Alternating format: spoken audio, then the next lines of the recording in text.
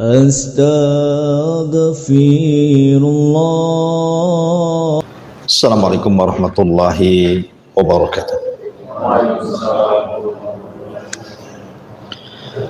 Alhamdulillah wassalatu wassalamu ala Rasulillah wa ala alihi wa sahbihi wa mawalah wa la hawla wa la quwata illa billahi wa ba'du.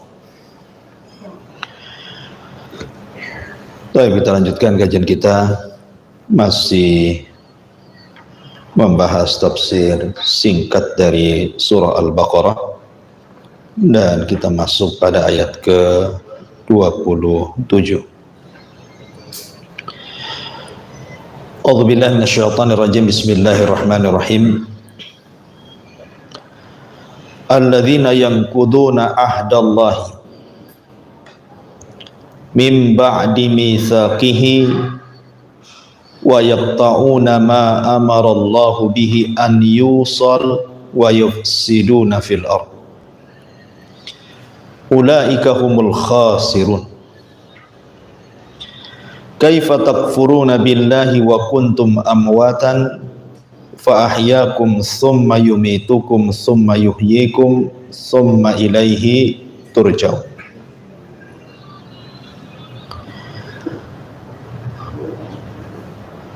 Orang-orang yang mereka membatalkan perjanjian-perjanjian Allah setelah mereka mengikat perjanjian itu dan memutus apa yang Allah perintahkan untuk disambung, serta mereka melakukan kerusakan di bumi, mereka itulah orang-orang yang rugi. Bagaimana kalian bisa kufur kepada Allah? Dulu kalian tidak ada,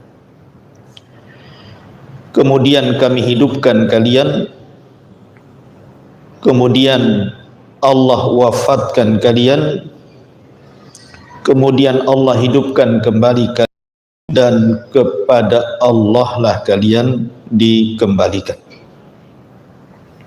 Baik. Di sini Allah Subhanahu wa taala ingin menjelaskan kepada kita tentang sifat-sifat orang-orang fasik, orang-orang kafir,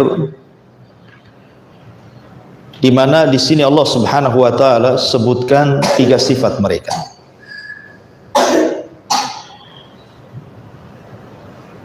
Pertama adalah orang-orang yang membatalkan perjanjian yang Allah Subhanahu wa taala sudah ikat mereka. Jadi orang-orang kafir Yahudi, mereka ketika dihabarkan tentang kerasulan Muhammad sallallahu alaihi wasallam, mereka mengingkarinya. Padahal kalau kita lihat di dalam surah Al-Imran ayat 81, Allah Subhanahu wa taala berfirman, wa id akhadallahu mitsaqan nabiyyin lama ataitukum min kitabin wa hikmatin thumma ja'akum rasulun musaddiqul lima ma'akum la tu'minunna bihi wa la tansuranna qala aqrartum wa akhadtum ala dzalikum isri. Dan ingatlah ketika Allah mengambil perjanjian dari para nabi, jadi seluruh para nabi sejak zaman Adam sampai yang terakhir Nabi Bani Israel, Isa bin Maryam, diambil perjanjian oleh Allah Subhanahu wa taala. Apa perjanjian Allah dengan mereka? Artinya para nabi ini terikat dengan perjanjian. Isi perjanjian itu, manakala aku memberikan kitab dan hikmah kepadamu, lalu datang kepadamu seorang rasul yang membenarkan apa yang telah ada pada kamu, maka kamu akan sungguh-sungguh beriman kepadanya dan menolongnya. Maka Allah berfirman, apakah kalian setuju dan menerima perjanjianku atas hal yang demikian itu? Maka mereka menjawab, kami setuju. Dan Allah berfirman, kalau begitu bersaksilah wahai para nabi, dan aku menjadi saksi kepada kalian. Ayat ini menunjukkan bahwa semua para nabi terikat dengan perjanjian ini. Kalau datang Rasul kita Muhammad sallallahu alaihi wasallam, maka seluruh para nabi sudah berjanji kepada Allah, maka kalau mereka hidup sezaman dengan Rasulullah, sebagaimana ayat ini, maka mereka akan beriman dengan Rasul tersebut, akan menolong Rasul tersebut. Ini janji semua para nabi. Kalau Nabi sallallahu alaihi wasallam lahir dan di antara mereka masih ada yang hidup bersama Nabi. Dan itu dibuktikan oleh siapa?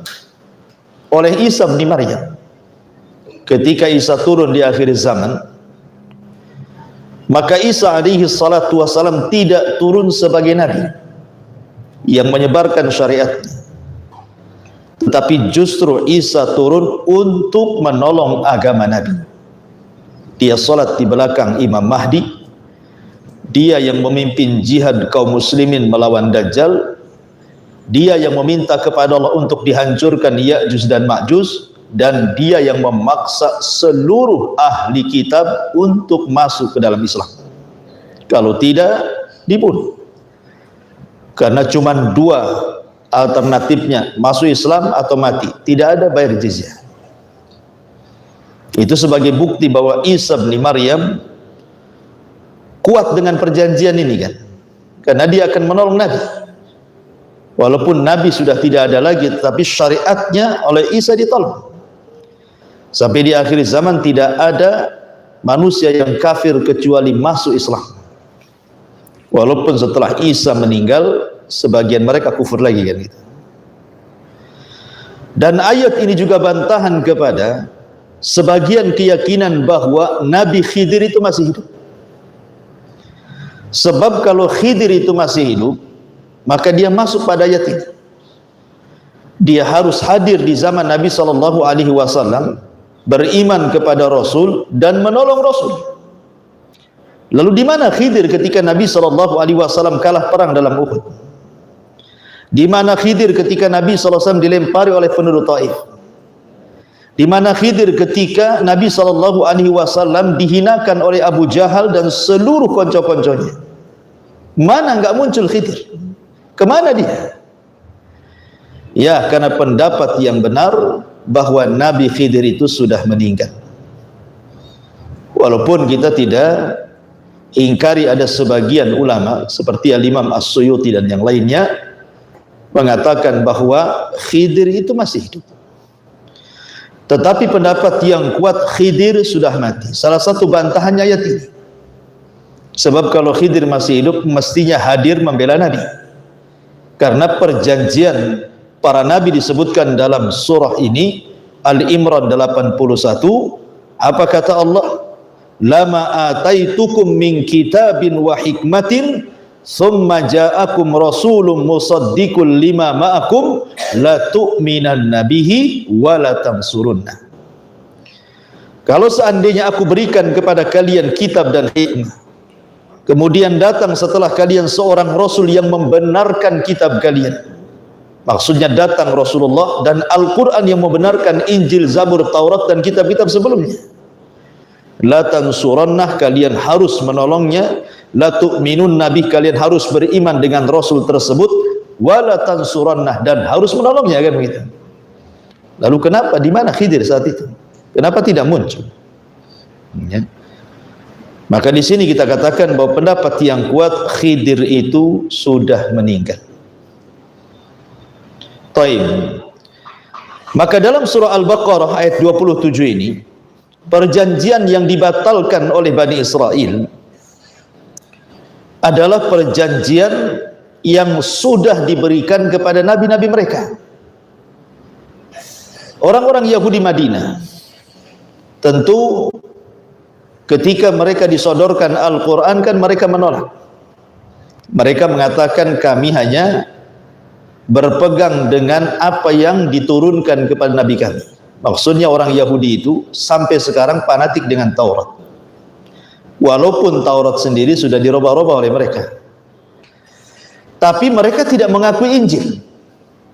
Makanya sering saya katakan, kalau antum datang ke tempat peribadatan orang-orang Yahudi, tidak akan ada Injil, yang ada hanya perjanjian lama saja, Taurat. Tapi kalau antum masuk ke gereja, masuk ke peribadatannya orang-orang Nasrani, maka antum akan dapati dua kitab, Injil dan Taurat. Jadi orang Nasrani memakai dua kitab ini, yang disebut dengan perjanjian lama dan perjanjian baru. Ya, kalau Yahudi tidak mau, mereka tetap berpegang dengan Taurat. Karena orang-orang Yahudi sejak zaman itu pun tidak mengakui kerasulan Isa. Masalahnya, justru Yahudi itu mengejek Isa dan mengatakan anak zina, ibunya pezina, dan kerasulan Isa itu tidak benar. Sampai sekarang orang Yahudi tidak mengakui kerasulan Isa. Ya. Padahal kalau kita melihat dalam agama kita, surah Al-Imran 81, Nabi mereka loh, Nabi Musa alaihi salatu wassalam, terikat perjanjian dengan Allah. Kalau seandainya Nabi Muhammad SAW hidup di zaman Nabi Musa, tentu Musa akan beriman kepada Rasul dan akan menolong Rasul. Makanya Nabi SAW bersabda, "Lau kana Musa hayyan", seandainya Musa hidup, "Tsumma taba'tumuhu wa taraktumuni", tiba-tiba kalian ikut Musa meninggalkan saya, la dhalaltum, kalian pasti sesat. Karena Musa sendiri kalau berjumpa dengan Rasul, seandainya demikian, maka dia akan beriman dengan Rasul dan akan menolong agama Rasul.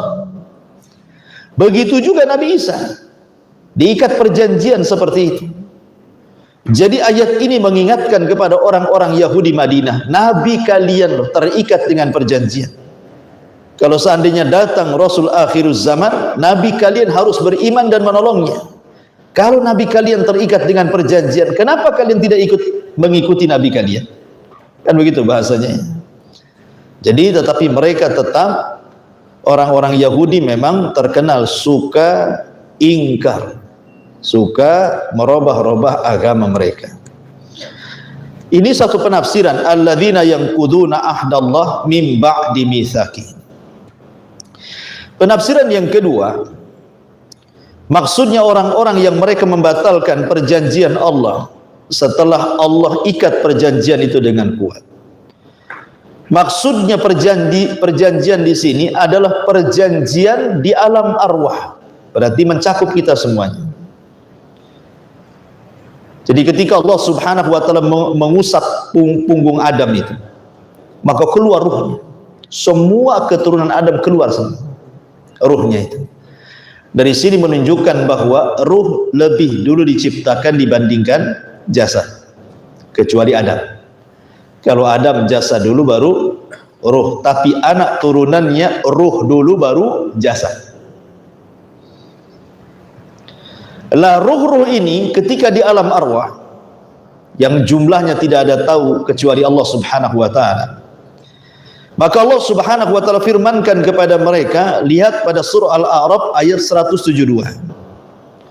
Allah Subhanahu wa taala mengatakan, "Wa id akhadha rabbuka min bani Adam min duhurihim dzurriyyatahum wa ashhadahum ala anfusihim alastu bi rabbikum qalu bala syahidna an taqulu yaumal qiyamah inna kunna an hadza ghafilin." Dan ingatlah ketika Tuhan mengeluarkan dari sulbi tulang belakang Adam alaihis salam, kemudian keluarlah anak cucu Adam yang akan menjadi keturunannya.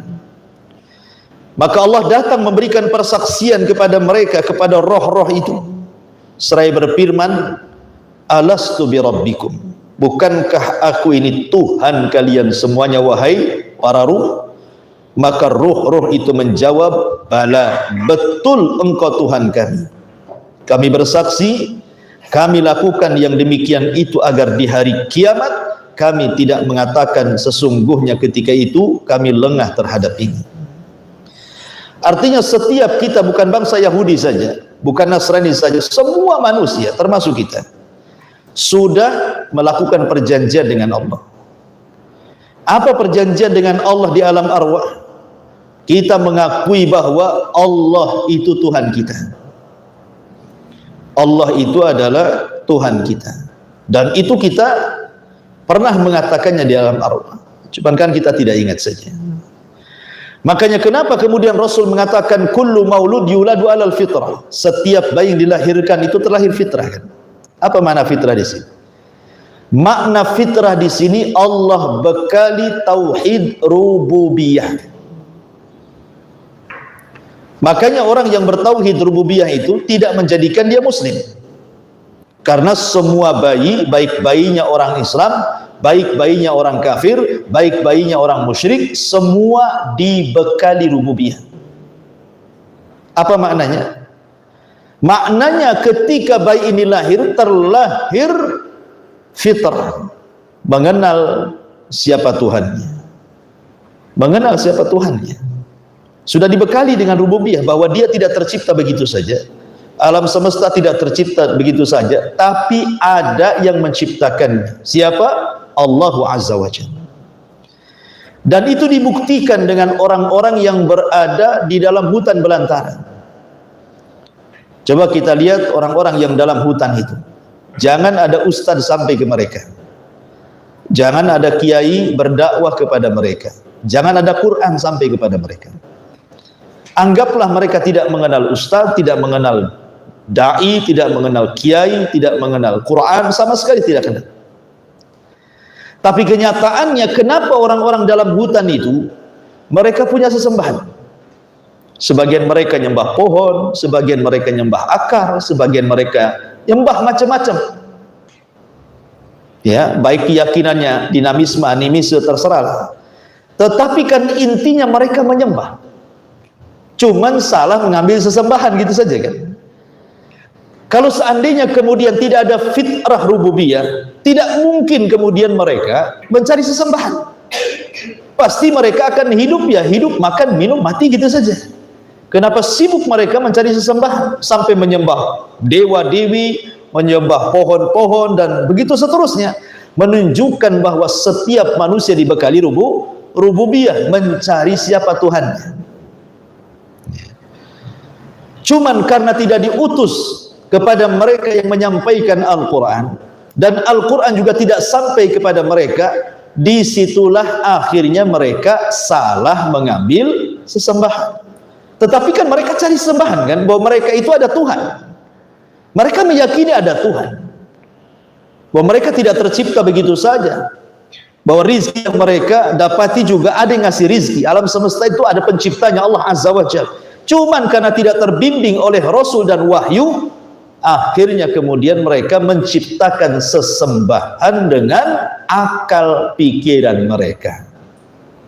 Ya, akal pikiran mereka. Sehingga sebagian mereka kemudian menciptakan sesembahan itu apa yang mereka lihat, apa yang mereka dengar, apa yang mereka bisa hayalkan, kemudian mereka membuat sesembahan. Antum tahu orang barat itu ketika menggambarkan alien, makhluk luar angkasa, pertanyaannya, apakah orang Amerika pernah jumpa dengan alien? Tidak ada, itu kan film saja. Mana ada orang jumpa dengan alien itu? Lalu kenapa kemudian muncul film makhluk luar angkasa yang tidak lepas dari hidung panjang sama kepalanya ada antennya? Kan itu. Dari mana coba?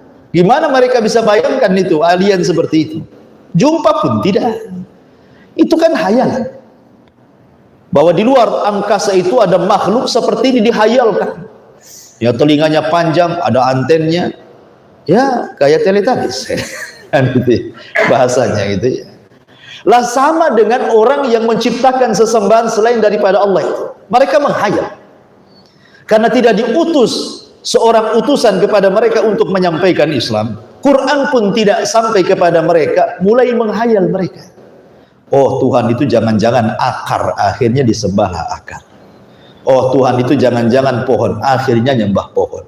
Oh tidak, Tuhan itu kayak orang, dibuatlah patung kayak orang. Oh tangannya bukan 2 tetapi 5, 6, 7, dibuatlah tangan 7, ya kan? Tangan 8. Oh enggak, dia perempuan, dibuatlah kemudian patung perempuan. Oh enggak, dia berupa hewan, berupa gajah, dibuatlah semacam gajah. Kan gitu ya. Akhirnya kan versinya banyak gitu. Macam-macam akhirnya. Karena ketika ikhwatu fiddin, sesembahan itu diciptakan sesuai dengan apa yang mereka lihat, apa yang mereka dengar, apa yang mereka pikirkan, maka akan tercipta ribuan Tuhan dalam ribuan bentuk yang berbeda-beda sesuai dengan selera akhirnya kan. Ketika orang-orang Inggris menjajah, orang-orang British, orang-orang Inggris menjajah India yang berkulit hitam. Orang-orang Inggris ini bukan hanya menjajah India, itu bukan hanya ingin mengambil kekayaan dan melebarkan kekuasaan, tidak, tetapi ada misi agama kan gitu. Mereka kan orang Nasrani ya. Sehingga ketika banyak orang-orang India yang berkulit hitam itu, sebagian mereka masuk ke agama Nasrani, kemudian disuruh nyembah patung Isa yang ada di salib. Sebagian mereka tidak mau. Kenapa? Karena kulit mereka hitam, Tuhannya pula boleh, ya kan? Tuhannya kan putih. Isa kan gambarannya kan kayak orang Barat kan itu ya. Sementara kan orang India sebagian mereka berkulit hitam, sehingga dia mandang kulitnya, sekali-kali mandang pula Tuhannya. Paham ya? Kok beda Tuhan dengan kulit saya? Ya. Akhirnya sebagian orang-orang Inggris itu cerdas dia. Maka kemudian dibuatlah agak hitam kulitnya supaya diterima bahwa Tuhannya sama dengan mereka.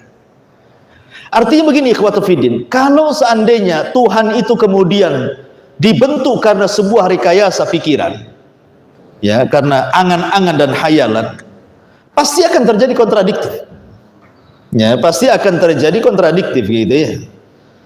Nah, sebagian orang nggak terima. Makanya juga kita katakan bahwa alhamdulillah Allah Subhanahu wa taala melahirkan kita ini di keluarga muslim. Sehingga kita ini umat yang luar biasa, diberikan nikmat oleh Allah Azza wa Jalla. Diutus kepada kita seorang nabi, Rasul sallallahu alaihi wasallam. Diturunkan kepada kita sebuah kitab Al-Qur'an. Sehingga nabi tersebut dan Al-Quran yang turun dari Allah berusaha untuk kemudian mensifati siapa Tuhan kita ya. Jadi Allah Subhanahu wa ta'ala kemudian disifati dalam Al-Quran dengan berbagai macam nama, dengan berbagai macam sifat yang diletakkan dalam Al-Quran atau yang disabdakan Nabi SAW dalam hadis-hadis yang sahih, sehingga kita sedikit banyak mengetahui siapa Tuhan kita. Ketika kita sudah memiliki pengetahuan soal Tuhan kita, maka akan benar cara menyembahnya. Kalau kita sudah tahu siapa Tuhan kita, maka pasti akan perkara yang kedua yang kita akan bicarakan, bagaimana cara menyembahnya. Maka Al-Quran datang dan sunnah Rasulullah SAW datang menjelaskan, ini loh Tuhan kita seperti ini, begini pula cara penyembahnya. Tapi kalau orang sudah salah mensifati Tuhan, mereka sifati sesuai dengan apa yang mereka lihat, apa yang mereka dengar, apa yang mereka pikirkan, kemudian mereka hayalkan, kemudian dibentuk satu Tuhan. Ketika salah kemudian menetapkan siapa Tuhan, pasti akan terjerumus kepada kesalahan berikutnya, Pak. Salah pula cara menyembahnya.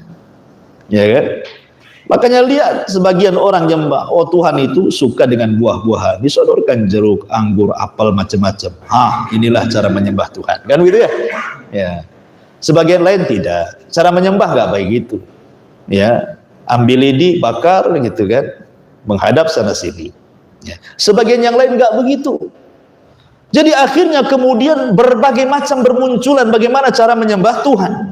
Berawal dari kekeliruan menetapkan siapa Tuhannya, berakhir dengan kekeliruan bagaimana cara menyembahnya.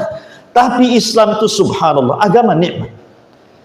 Rasul dan Al-Quran datang kepada kita mensifati Tuhan kita, bukan hanya datang kepada kita mensifati Tuhan kita, bagaimana Tuhan kita yang sebenarnya, diajarkan pula bagaimana cara menyembahnya. Selamat kita. Karena kita ketika menetapkan siapa Tuhan kita, kita tidak menetapkan sesuai dengan hayalan kita. Kita menetapkan apa yang ditetapkan dalam Al-Quran dan ditetapkan dalam hadis Nabi. Yang tahu siapa Tuhan, ya Tuhan sendiri. Dan itu dijelaskan di dalam Al-Quran. Itulah firmannya. Quran itu adalah kalamnya, firmannya. Sehingga Allah Subhanahu wa ta'ala menjelaskan soal dirinya siapa. Kemudian datang Nabi SAW memperkuat siapa Tuhan kita. Setelah itu dijelaskan, begini loh cara menyembahnya. Inna salati wa nusuki wa mahyaya wa mamati lillahi rabbil alamin. Diajarkan kita salat, puasa, zakat, haji, dan begitu seterusnya. Ya, jadi yang ingin saya katakan di sini, penafsiran yang kedua, alladzina yanquduna ahdallah min ba'di mitsaqi, orang-orang yang mereka menggagalkan perjanjian Allah setelah perjanjian itu kuat diikat dengannya. Maksudnya ada sebagian manusia mengingkari perjanjian dia dengan Allah di alam ruh, sehingga akhirnya melakukan kesyirikan, tidak mengakui bahwa Allah Tuhan kita.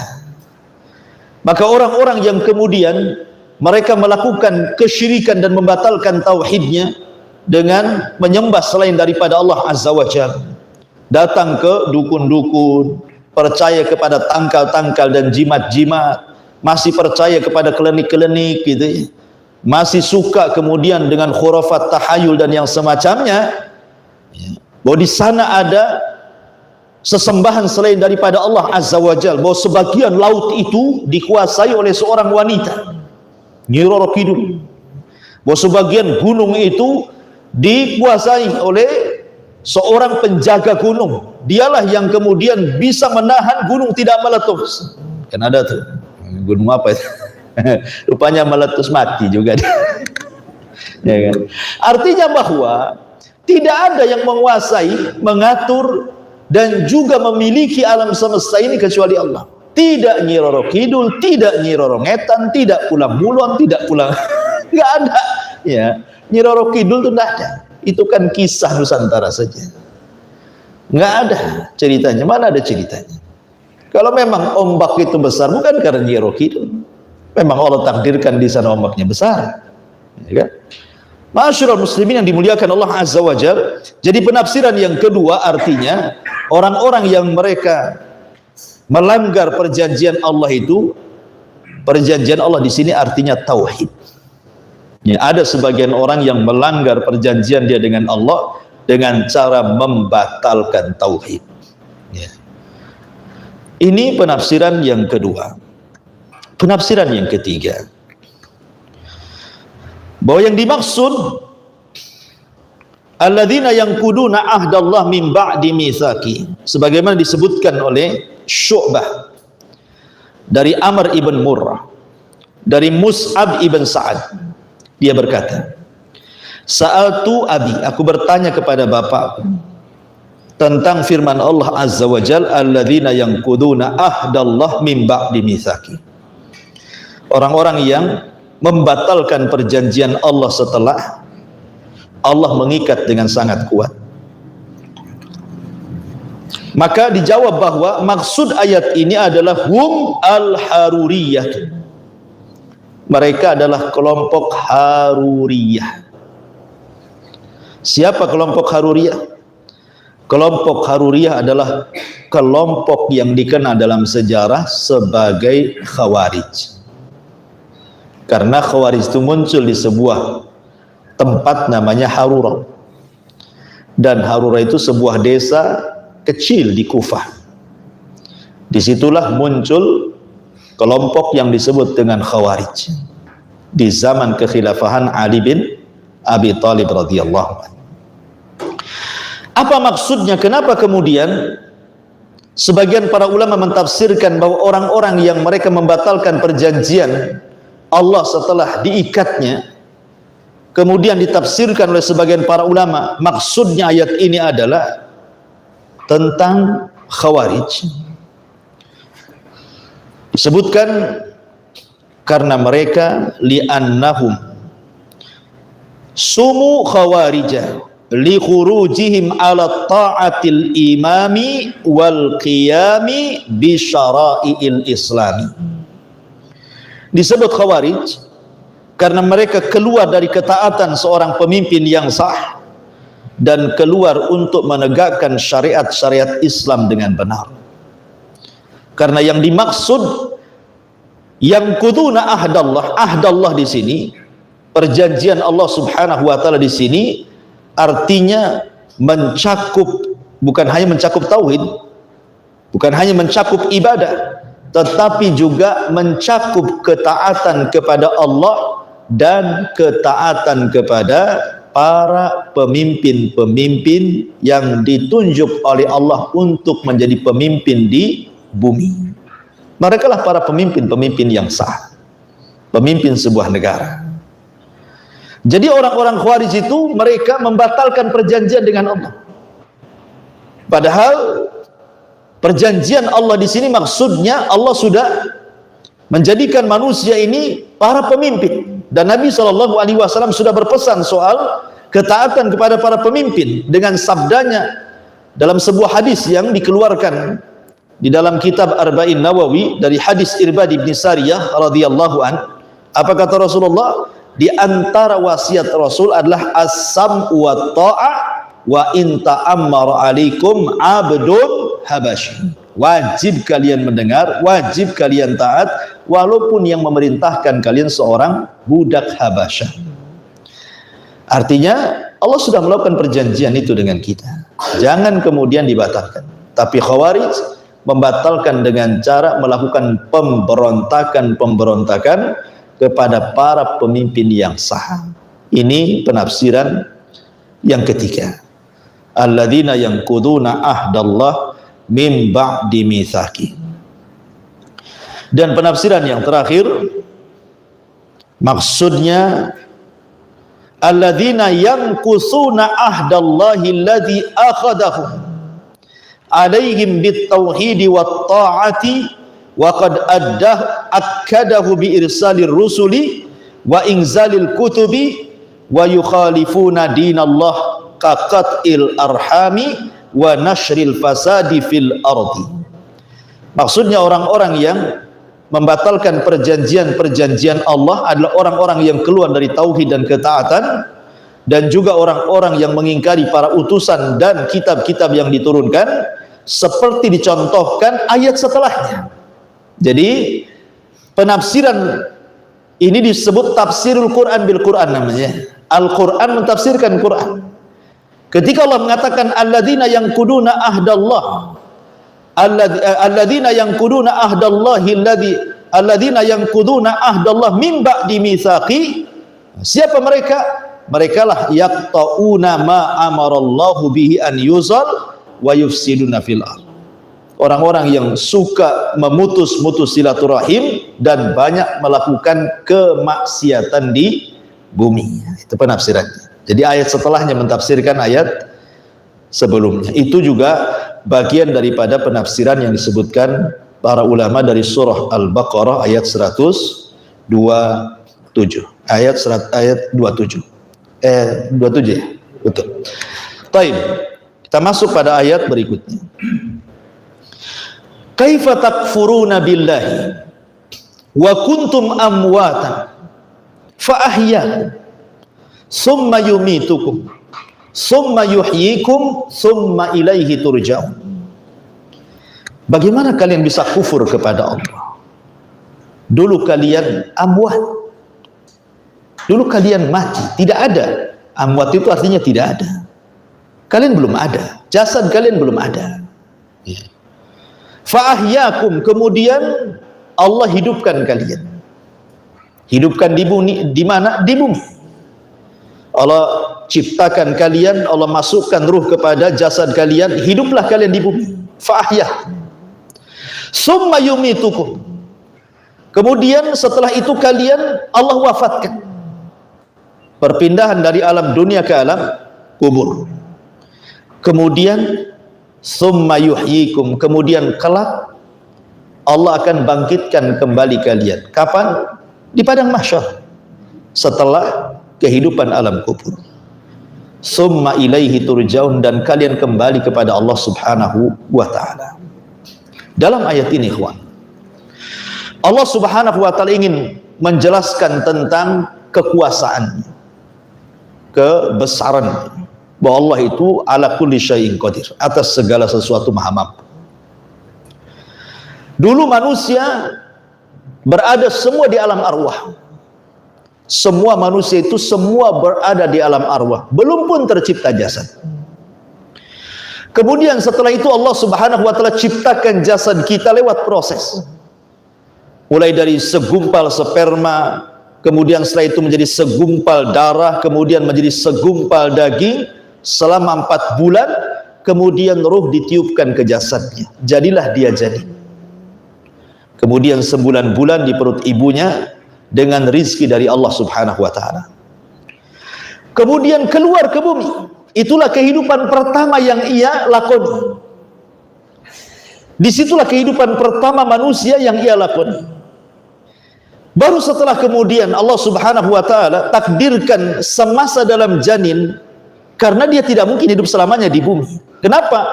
Karena ketika kita dalam janin itu kan sudah ditakdirkan itu. Allah utus malaikat mencatat rizkinya, mencatat bahagianya, mencatat celakanya, termasuk mencatat ajalnya.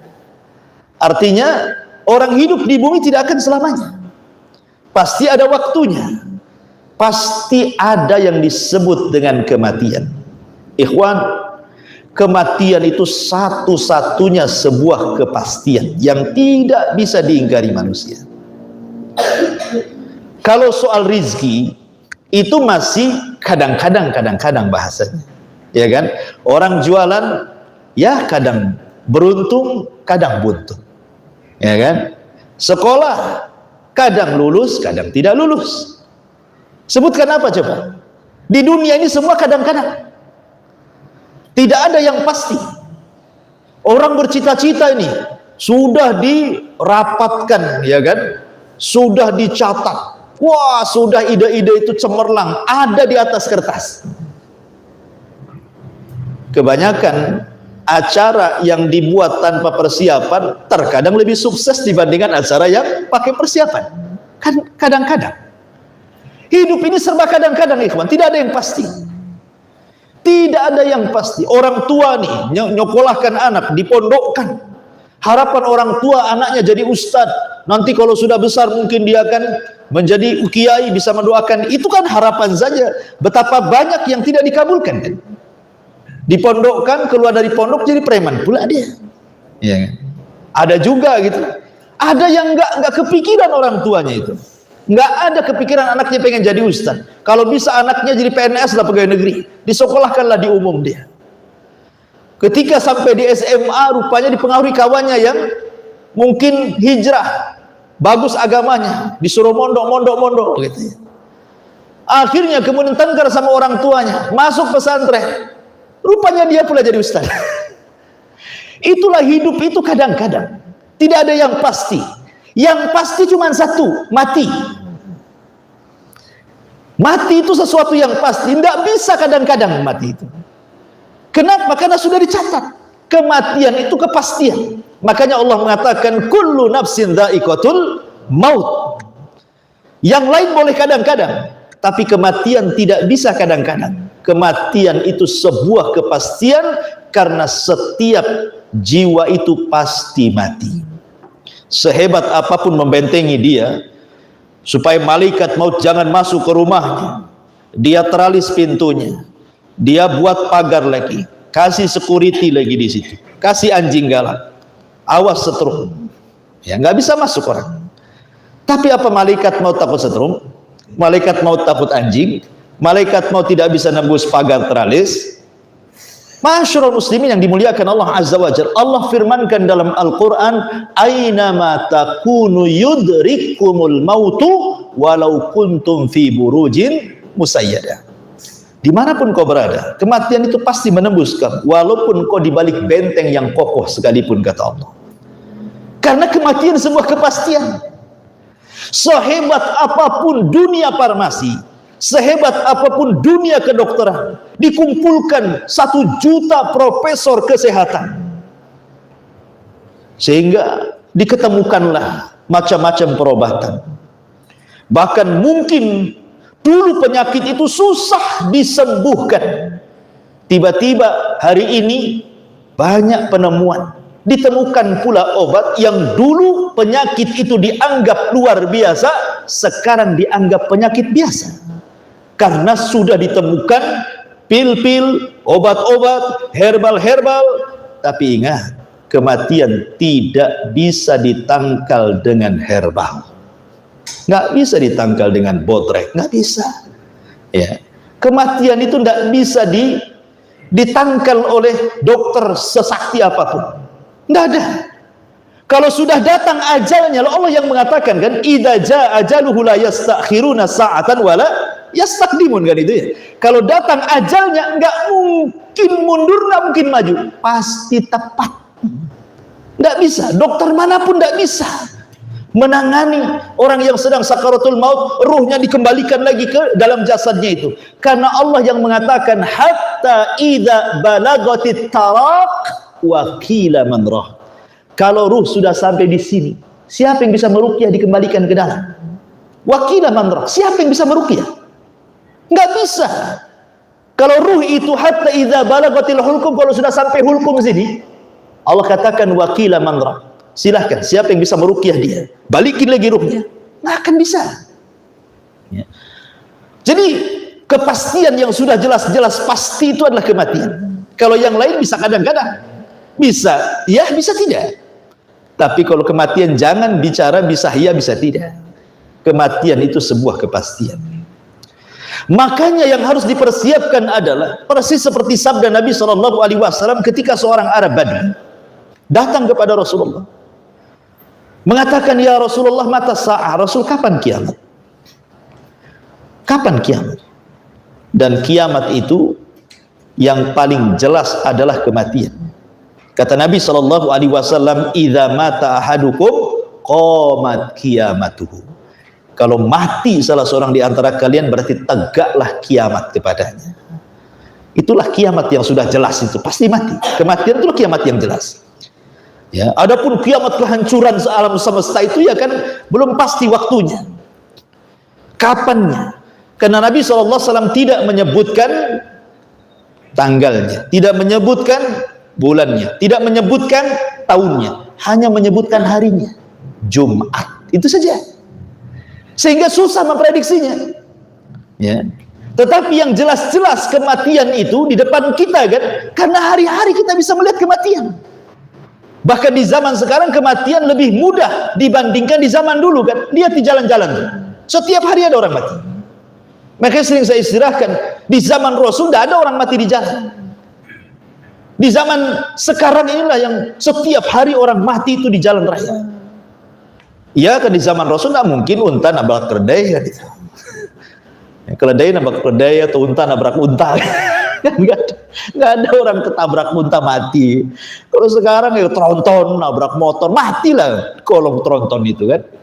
Jadi kematian sekarang ini hari-hari kita bisa lihat. Bahkan kita pun pernah mengurus orang yang mati, memandikan, mengkafankan, menguburkan, nampak gitu kita orang mati. Kita pernah memegang orang mati. Artinya kematian itu jauh lebih pasti, ya, jauh lebih pasti dibandingkan yang lainnya.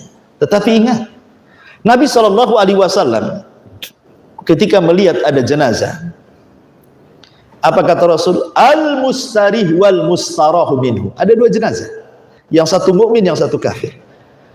Kata Nabi SAW kepada jenazah yang muslim, yang mukmin, mustarih. Adapun kepada yang kafir, mustarah minhu, katanya. Apa? Sahabat bertanya, apa maksudnya mustarih dan mustarah minhu itu? Mustarih itu artinya orang ini telah beristirahat. Ya. Artinya kalau bahasa yang sering kita dengar di masyarakat itu, ayo kita hantarkan jenazah ini ke tempat peristirahatannya yang terakhir. Kita sering membaca di koran-koran kan. Ya, semoga berpulang ke rahmatullah, ke tempat peristirahatannya yang terakhir, kan sering kita dengar kalimat itu. Ya. Kalimat ini sebenarnya kalau diartikan secara mutlak bukan hanya salah tapi keliru. Ya, keliru dengan salah kurang lebih lah. Tetapi masalahnya di sini, orang mati kan bukan beristirahat. Karena dia harus mempertanggungjawabkan kan semua perbuatannya. Di sana ada fitnah kubur, di sana ada adab kubur kan gitu ya. Jadi masih panjang perjalanan dia di alam barzah itu. Tidak bisa kita katakan ayo kita antar jenazah ini ke tempat peristirahatan. Bukan untuk beristirahat. Dia akan ditanya. Tetapi ketika Rasul kemudian datang jenazah seorang mukmin, kata Rasul, mustari, orang ini telah beristirahat. Karena kematian bagi seorang mukmin itu dirindukan. Man ahabba liqa Allah, ahabballahu liqa'ah. Siapa yang cinta ingin berjumpa dengan Allah, Allah pun cinta ingin berjumpa dengan dia. Maka kematian bagi seorang mukmin bukan hal yang menakutkan. Justru itu yang dicintai dia. Supaya dia istirahat dari hasadnya orang, dari fitnahnya orang, dari lelahnya, letihnya kehidupan dunia. Betul-betul dia istirahat di kuburan. Ya, karena ruhnya seorang mukmin ini ketika masuk ke dalam kuburan, ikhwan, kemudian ditampakkan sebelah kirinya neraka, ketakutan dia. Kemudian dikatakan bukan itu tempat, bukan. Kemudian ditampakkan sebelah kanannya sorga, tempat duduknya. Dikatakan itulah tempat duduk. Ketika dia tahu bahwa tempat duduknya di situ di sorga, ditampakkan istananya dengan keindahannya. Apa kata dia? Menjerit dia dan mengatakan, ya Rabb aqimis sa'ah, ya Rabb tegakkan kiamat, tegakkan kiamat. Tapi Allah mengatakan belum, masih lama kiamat. Ya, karena Allah mengatakan nim naumatal arus, sudah kau tidur saja seperti pengantin baru tidur, katanya. Dia nggak terasa. Dia di kuburan loh, ratusan tahun kiamat nggak dikiamat-kiamatkan. Tapi dia ditidurkan oleh Allah seperti tidurnya orang yang sedang pengantin baru. Tidak terasa. Ketika dia bangun seolah-olah dia tidur duhur, bangun asar. Dan kiamat sudah dibangkitkan. Kalau maksudnya kita antarkan jenazah ini ke tempat peristirahatan yang terakhir, dia seorang mukmin, betullah kata-kata ini. Tapi kalau kemudian orang ini orang kafir, tidak pernah sholat, dia fasik, banyak maksiat, kemudian kita katakan ayo kita antar peristirahatan ke tempat yang terakhir, ngomong apalah kamu? Gak jelas kamu ini. Justru ketika dia mati, itulah awal kesengsaraan dia, karena dia tidak bisa menjawab. Man rabbuka, dia tidak tahu. Siapa Rabbmu? La adri. Dikatakan siapa nabimu? La adri. Dikatakan apa agamamu? La adri. Saya tidak tahu, bayangkan. Ketika dia mengatakan tidak tahu, Allah menyeru dari langit, angkadzaba abdi, hambaku sudah banyak berdusta. Ya, apa yang terjadi? Sempitkan kuburan, bukakan pintu neraka, masukkan ke kuburannya hawa neraka itu. Apa kita katakan peristirahatan yang seperti ini? Ini bukan beristirahat, ikhwan. Ya, artinya di sini saya ulangi, ketika Allah Subhanahu wa taala mengatakan kaifa takfuruna billahi wa kuntum amwatan fa ahyakum tsumma yumitukum. Setelah kalian hidup di dunia dengan berbagai macam ujian, bala, macam-macam, ya, kalian pasti ada waktu kalian mati. Kemudian Allah matikan kalian, masuk ke alam barzah. Kemudian setelah itu kiamat dibangkitkan. Apa kata Allah? Tsumma yuhyikum. Kemudian dihidupkan kalian kembali di mana? Di padang mahsyar, dibangkitkan kembali. Untuk apa? Tsumma ilaihi turja'un, untuk kembali kepada Allah, mempertanggungjawabkan di hadapan Allah. Makanya ikhwatu fiddin, di sini ada faedah luar biasa, bahwa kehidupan dunia ini adalah kehidupan yang sangat pendek, yang sangat singkat, yang sangat terbatas, yang tidak abadi. Kehidupan akhirat sebaliknya, kehidupan yang panjang, kehidupan yang melelahkan, kehidupan yang lama, dan kehidupan yang sangat abadi. Bahwa kehidupan dunia adalah kehidupan yang pendek, kehidupan akhirat adalah kehidupan yang panjang. Terlebih pendeknya kehidupan dunia itu diukur dengan umur kita manusia. Ada di antara kita usia 30 tahun sudah mati, di usia 40 tahun sudah isdet, di usia 60 tahun udah kelepak-kelepak kan gitu, udah kembali dan dikuburkan. Lebih pendek lagi, sudah pendek dipendekin lagi. ya kan? Karena belum kiamat sudah mati. Itu kan sebenarnya umur dunia saja pendek, apalagi ditambah dengan umur manusia makin pendek lagi lah kan begitu. Ya. Sementara kehidupan akhirat ini kehidupan yang panjang. Namun sekalipun demikian kata ulama, sependek-pendeknya kehidupan akhirat, pasti dia panjang. Sepanjang-panjangnya kehidupan dunia, pasti dia pendek. Mana ayatnya? Inna yauman inda rabbika ka'alfi sanatin mimma ta'udu. Satu hari kehidupan akhirat, bila dibandingkan dengan kehidupan dunia, sama dengan 1000 tahun. Bandingan satu hari akhirat 1000 tahun dunia. Anda bisa bayangkan? Na'udzubillah, kita berlindung kepada Allah. Kalau Allah takdirkan ada ahli maksiat lantaran dosanya, satu hari aja dicemplungkan ke neraka, berarti dia harus tinggal neraka, disiksa oleh Allah, seolah-olah dia disiksa di dunia berapa tahun? 1000 tahun. Kan begitu? Itu satu hari neraka kan? Seandainya disiksa di dunia dengan di sudut-sudut neraka begitu ya, di sudut api sampai dia dibakar di dunia, itu sama dengan 1000 tahun. Tetapi ikhwatu fiddin yang dimuliakan Allah Azza wa Jalla, tetap saja keadilan Allah dan rahmat Allah Subhanahu wa ta'ala.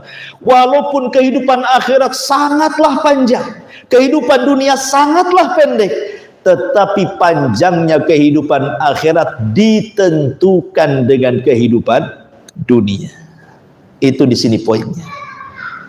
Walaupun akhirat panjang, dunia pendek, panjangnya kehidupan akhirat tetap ditentukan dengan pendeknya dunia. Wa man ya'mal mithqala dzarratin khairan yarah wa man ya'mal mithqala dzarratin syarran yarah, kan itu ya. Siapa yang beramal di dunia dengan amalan kebaikan, dia akan menuai kebaikan di akhirat. Siapa yang menanam dengan amalan keburukan di dunia, dia pun akan menuai keburukan di akhirat. Tetapi kalau seorang mukmin, sedikit saya gambarkan perjalanan seorang mukmin. Seorang mukmin itu di dunia saja bahagia. Karena bagi seorang mukmin kebahagiaan itu bukan karena harta, bukan karena jabatan, bukan karena kepemimpinan, bukan pula karena title dan begitu seterusnya. Tetapi ajaban li amril mukmin, kata Rasul. In asabathu syarra syakara fakana khairan lahu.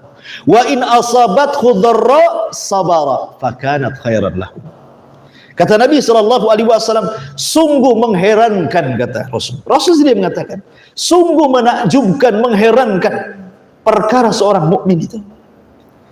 Apabila datang nikmat kepadanya, dia bersyukur.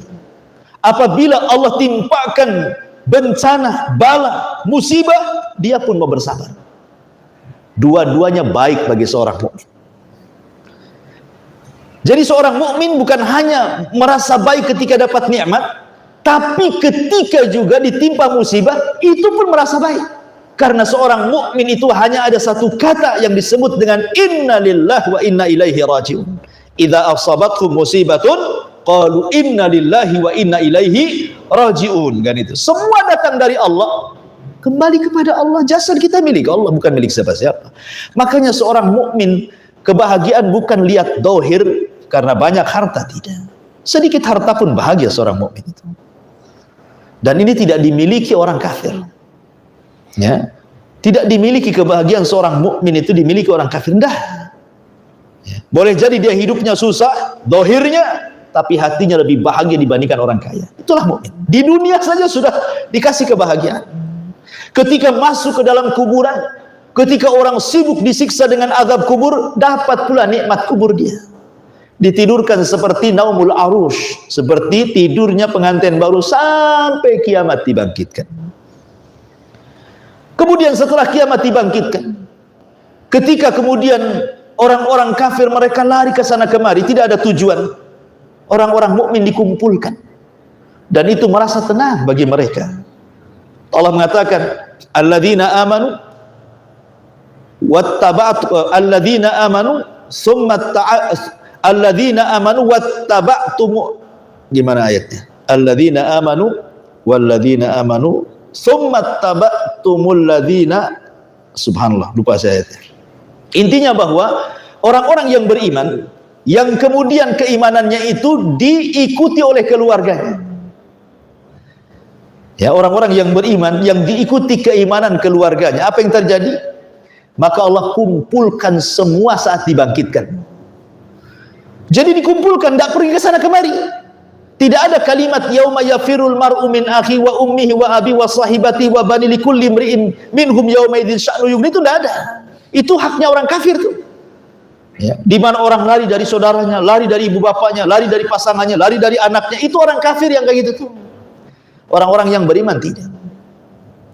Orang-orang yang beriman akan dikumpulkan, dan itu minimalnya mendapatkan ketenangan. Ada kawan berkumpul kan gitu ya. Sesama orang-orang yang beriman. Di saat manusia sedang ketakutan, karena Allah tidak mungkin meletakkan dua ketakutan sekaligus. Tidak mungkin. Siapa yang takut di dunia kepada Allah, maka dia akan aman di akhirat. Siapa yang merasa aman di dunia, dia akan merasa takut di akhirat. Karena Allah tidak mungkin meletakkan dua ketakutan dalam satu waktu. Ya, orang beriman tidak akan takut. Kemudian ketika mereka dikumpulkan di padang mahsyar, apa yang terjadi? Ketika orang kemudian kepanasan dengan matahari, keringat bercucuran, orang-orang yang beriman selalu saja. Kenapa? Karena ada naungan arsy Allah Subhanahu wa taala, sab'atun yudhilluhumullahu fi dhillihi yauma la dhilla illa dhilluh.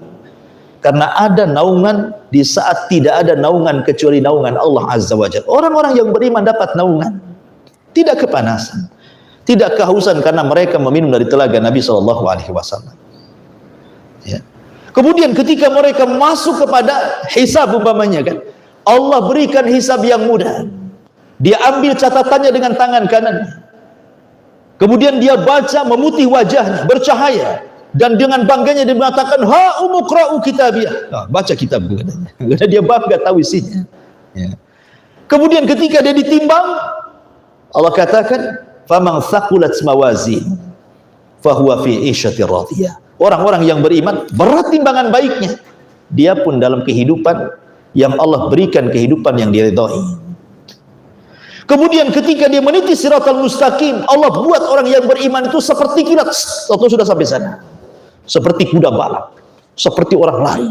Ya, Allah seberangkan betul-betul di titian itu sampai ke kontol, sampai berjubel di pintu-pintu surga, sampai akhirnya Allah masukkan ke dalam surga. Bahkan walaupun keimanannya tidak besar, hanya kecil, boleh jadi sebiji darah, dan dia orang yang terakhir keluar dari neraka, otomatis juga terakhir pula masuk surga, kan begitu. Orang yang terakhir masuk surga berarti dia terakhir keluar dari neraka. Dikeluarkan oleh Allah, dilempar ke nahrul hayah, sungai kehidupan. Fayambut, tumbuh dia, kembali jasadnya tumbuh, padahal sudah jadi abu, sudah gosong, tumbuh lagi. Kemudian ditampakkan dari kejauhan ada pohon, banyak buahnya, di bawahnya ada mata air. Dia mengatakan, ya Rabb, dekatkan aku ke pohon itu, jauhkan aku dari neraka, katanya. Maka Allah buat perjanjian, baik kalau sudah kau dekatkan ke sana, kau berjanji tidak akan minta yang lainnya. Iya, saya tidak akan minta yang lainnya.